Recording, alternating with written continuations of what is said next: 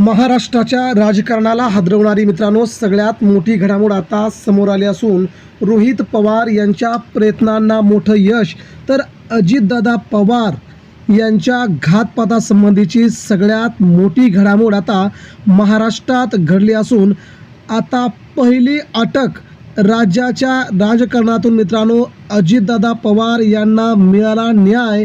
तर कोण कोण आहेत ते बडे नेते मित्रांनो जाणून घेऊया। सगळ्यात मोठी बातमी महाराष्ट्रामध्ये आता विधानसभा निवडणुकीचा सध्या धुमधुराळा चालू असून अजितदादा पवार गेल्याच्या नंतर त्यांच्या विधानसभेची पोटनिवडणूक होते। मात्र ही बातमी त्यांच्या पोटनिवडणुकीच्या अगोदर गेल्या 3 महिन्यापासून ज्यासाठी महाराष्ट्र आता पूर्ण आतुर होता, दादांचे मारेकरी कोण आहेत त्यांना अटक करा, यातूनच सगळ्यात मोठी घडामोड आता महाराष्ट्रासमोर आली असून त्या घडामोडीमुळे राज्याच्या राजकारणाला सगळ्यात मोठे हादरे बसायला सुरुवात झाली आहे।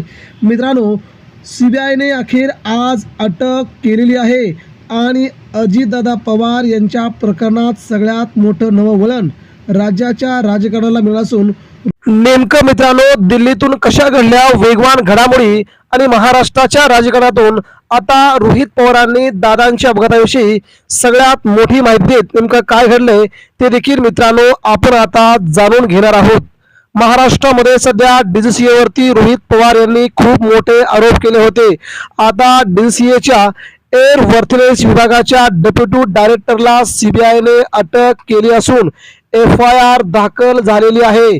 DGCA मध्ये अनेक भ्रष्ट अधिकारी असल्याचं आम्ही वारंवार सांगत आलो होतो, परंतु आता यामुळे सिद्ध झाले की त्याला अटक झालेला तर छोटा मासा आहे, याहून मोठे मोठे मासे या यंत्रणेमध्ये आहेत। आणि अजितदादा पवार ज्या विमानातून जात होते तिथे DGCAचेच आणि असे बडे भ्रष्ट अधिकारी असल्या कारणाने अजित पवारांच्या विमानाचा अपघात यांच्याच मुळे झालाय असा रोहित पवार गेल्या कित्येक दिवसांपासून आरोप करत होते। मात्र हे आरोप कोणीही घ्यायला तयार नव्हते। आता मात्र DGCAचे डेप्युटी डायरेक्टरला CBIने अटक केली असून यामागे सगळ्यात मोठे धागेदोरे या नेत्यांची सापडत आहेत।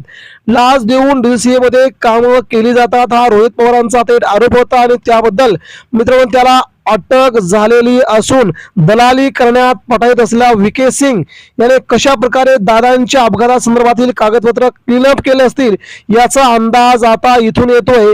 VK सिंग हा आणि त्याचे मालक या सगळ्यांनी मिळून दादांचा काटा काढल्याची धक्कादायक माहिती आता रोहित पवारांनी दिली असून आता यांना देखील अटक करून त्यांच्या सगळ्या विमान सेवा बंद कराव्यात असं रोहित पवारांनी सरकारला चॅलेंज केले।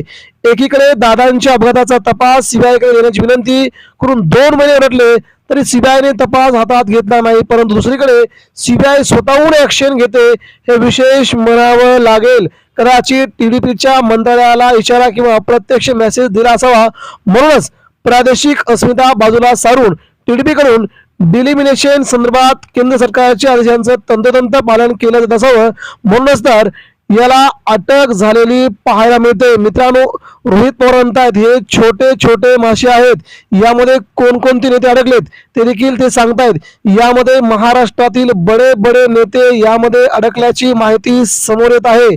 अजितदादा पवार ज्या नेत्यांसोबत वावर करायचे, अजित पवार ज्या नेत्यांसोबत प्रवास करायचे ते नेते देखील यामध्ये सामील आहेत का याची देखील चौकशी व्हायला हवी असं रोहित पवारांना मनोमन वाटतं, नव्हे तर महाराष्ट्राला मनोमन वाटतंय।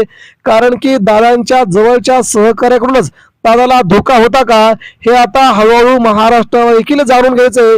यामुळे आता केंद्र सरकारने महाराष्ट्र सरकारने या सगळ्या गोष्टी समोर आणून राज्याच्या राजकारणातील या बड्या हस्तींना बड्या नेत्यांना चौकशीसाठी बोलावं।